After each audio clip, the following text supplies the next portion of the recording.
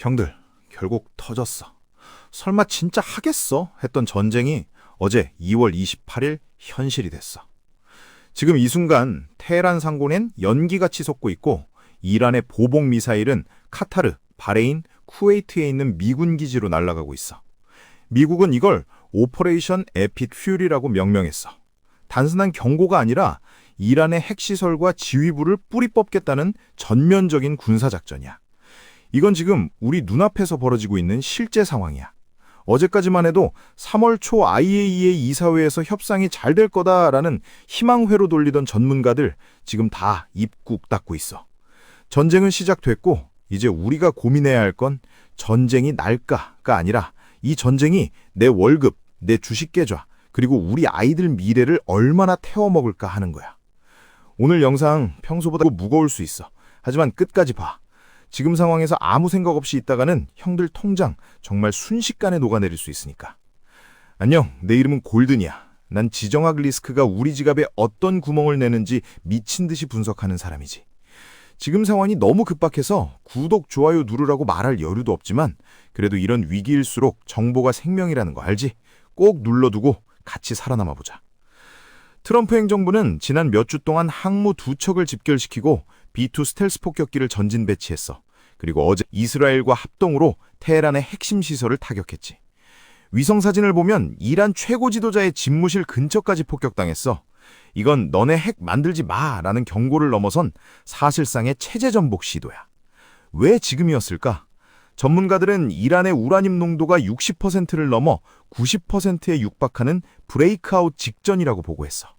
트럼프는 내 사전에 이란 핵은 없다 판을 엎어버린 거지. 문제는 그 다음이야. 이란이 가만히 있을까? 이미 호르무즈 해협 근처에서 미사일 연습을 시작했고 침략자들에게 잊지 못할 교훈을 주겠다고 선포했어. 이제 우리는 장기전이라는 시나리오를 머릿속에 넣어야 해. 여러분들, 이번 전쟁에서 미사일보다 더 무서운 게 뭔지 알아? 바로 호르무즈 해협이야. 러시아 우크라이나 전쟁이 유럽의 가스관을 건드렸다면 이란 전쟁은 전 세계 석유의 숨통을 조이는 거야. 전 세계 해상 원유 물동량의 20%, 천연가스의 25%가 이 폭 33km밖에 안 되는 좁은 바닷길을 지나.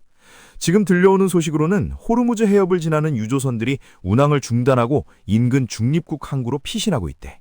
보험료는 이미 10배 이상 폭등했어. 이게 왜 형들 통장이랑 상관 있냐고?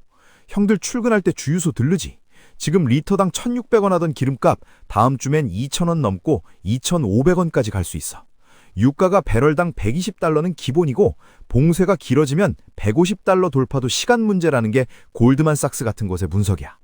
특히 우리 한국은 원유의 70%를 중동에서 가져와. 그중 대부분이 호르무즈를 통과해. 에너지 자립도가 낮은 우리에게 이 길은 생명줄이야. 이거는 한 사람만의 문제가 아니야. 유가가 오르면 물류비가 폭등해. 원자재인 철강, 알루미늄 가격도 같이 뛰어. 회사는 이익이 줄어드는데 물가가 오르니까 형들 실질임금은 깎이는 셈이야. 거기다 더 큰 문제는 금리야. 인플레이션 잡겠다고 중앙은행이 금리를 안 내리거나 더 올리면 형들 영끌에서 받은 대출이자 그거 누가 감당해? 삼성전자, SK하이닉스 주가? 원자재 비용 오르고 글로벌 경기가 위축되면 실적 박살나는 건 순식간이야. 형들 퇴직연금, 국민연금 수익률이 여기서 결정된다고? 이건 남의 나라 전쟁이 아니라 내 저녁밥상과 내 대출이자의 전쟁이야. 자, 그럼 이제 어떻게 해야 할까? 전쟁 터졌다고 다 팔고 도망가야 할까?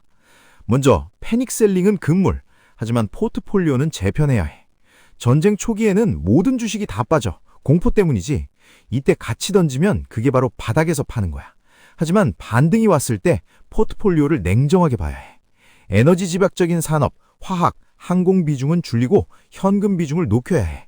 다음으로 전쟁의 수혜가 아니라 리스크 헤지를 찾아야 해.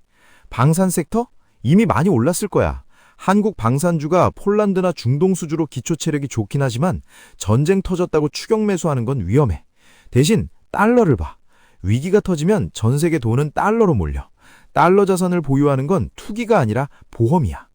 그리고 구조적 성장 섹터, 반도체를 노려야 해. 전쟁 중에도 세상은 돌아가. 오히려 군사기술의 수요가 더 폭발할 수 있어.